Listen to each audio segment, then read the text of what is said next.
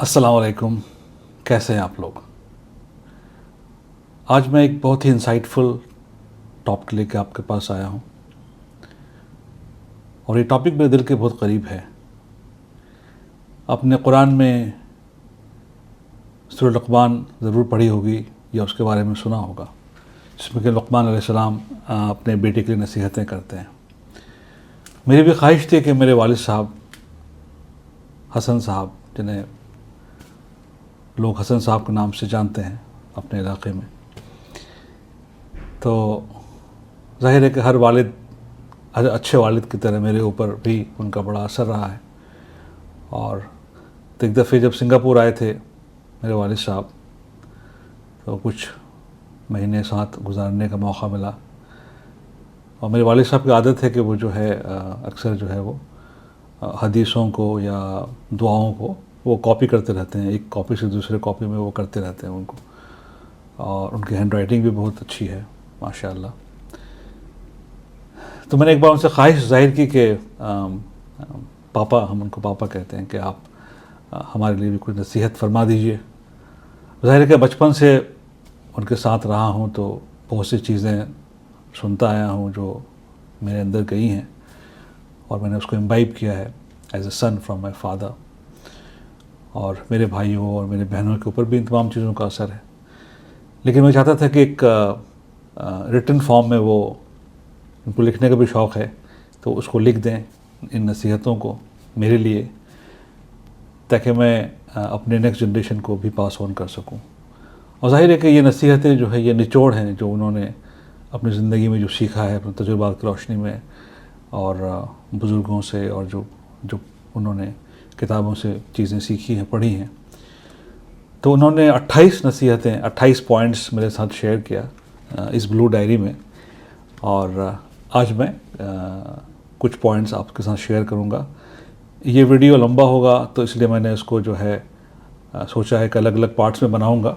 तो this is the first part and let me share the points with you one by one. और मैं अपने तौर से इस पर कॉमेंट्री भी करता चलूँगा ताकि आपके लिए भी ये यूज़फुल हो सके। तो सबसे पहली चीज़ जो मेरे वालिद साहब लिखते हैं कि फ़र्ज़ नमाज़ों का पाबंदी और एहतमाम के साथ अपने औक़ात में अदा करना एक अहम फ़रीज़ा समझा करो। तो नमाज़ों की पाबंदी का ज़िक्र है यहाँ पे। ज़ाहिर है कि रोज़े महशर के जाँ गुदास बवद अव्वली पुरशिश नमाज बवद, तो सबसे पहले जो है नमाज के बारे में ही पूछा जाएगा। तो नमाज की पाबंदी सबको करनी चाहिए एज ए मुस्लिम। दुनिया इधर की उधर हो जाए, नमाज का वक्त हो गया, हर चीज़ छोड़ के अव्वल वक्त में नमाज अदा करने की कोशिश करनी चाहिए। कभी कभी हालात ऐसे हो जाते हैं, जैसे आप सफ़र में हैं या कोई ऐसी सिचुएशन पैदा हो गया, डिले हो गया, ताख़ीर हो गई, क़ज़ा हो गई, तो एज सुन एज़ पॉसिबल आप उसको पढ़ लें। तो ये था नंबर 1 पॉइंट। नंबर 2 नमाज के बारे में ही है। नमाज किसी हाल में माफ़ नहीं। अपने घर वालों को नमाज की ताकीद करते रहो, उन पर कड़ी नज़र रखा करो। कहने का मतलब ये है कि नमाज न सिर्फ ख़ुद पढ़नी है बल्कि अपने घर वालों को भी ताकीद करते रहना है इस बारे में। और मुझे याद है कि एक बहुत ज़माने तक मैं पाबंदी से नमाज नहीं पढ़ता था, अल्लाह माफ़ फरमाए।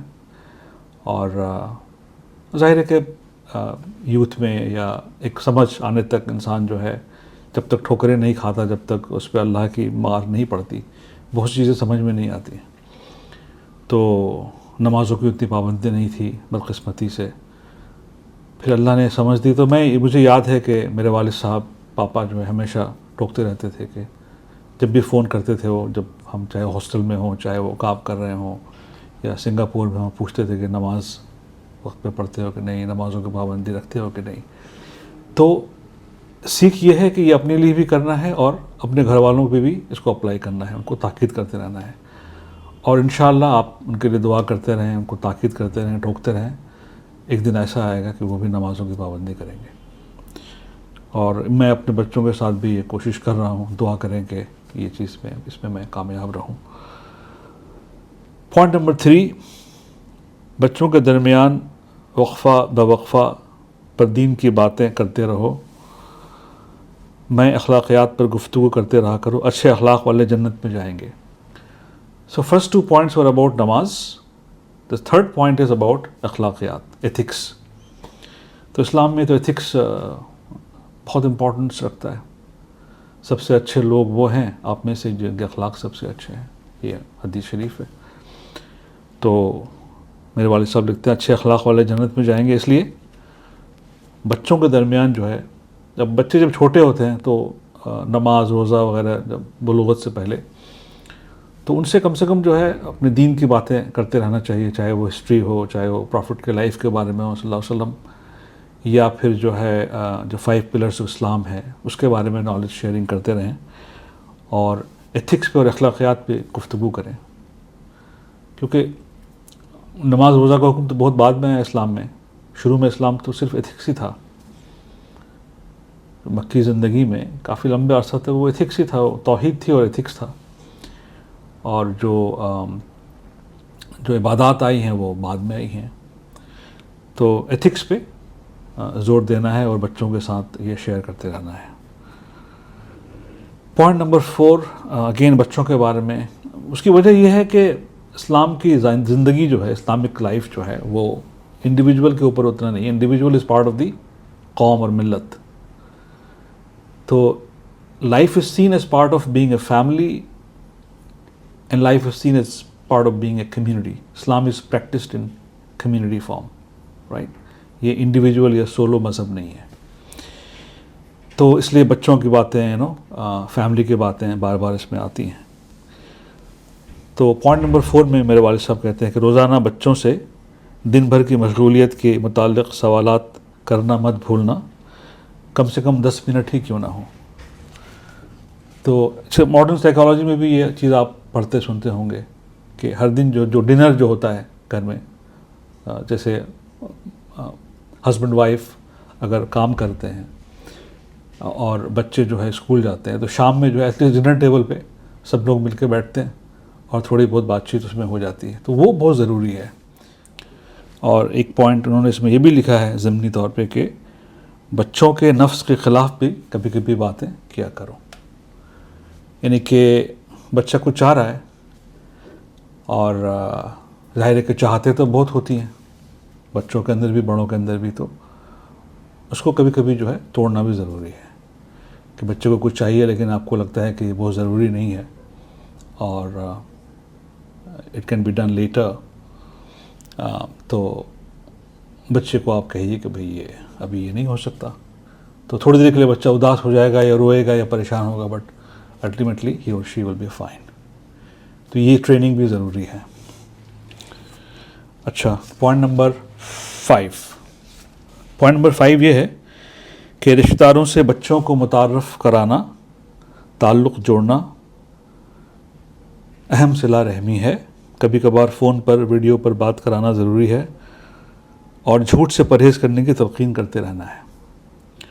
تو اس میں بیسیکلی 2 پوائنٹس انہوں نے کہا ہے کہ صلہ رحمی جو ہے وہ اختیار کرنا ہے.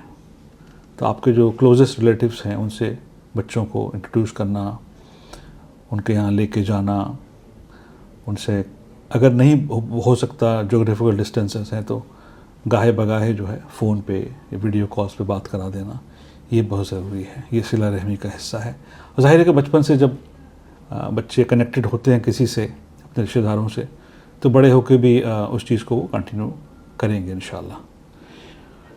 اور اسی میں انہوں نے لکھا ہے جھوٹ کے بارے میں کہ جھوٹ سے پرہیز کرنے کی تلقین کرتے رہنا ہے. بچوں کے اندر یہ عادت کبھی کبھی آ جاتی ہے، could be because of bad company, other influences. تو جھوٹ سے گریز کرنے کی، بچنے کی تلقین کرتے رہنا ہے. بچوں کے لیے یہ بہت ضروری ہے. تو آج کے اس ایپیسوڈ میں یہی 5 پوائنٹس میں شیئر کرنا چاہ رہا تھا. انشاءاللہ in the next episode I will share some other points.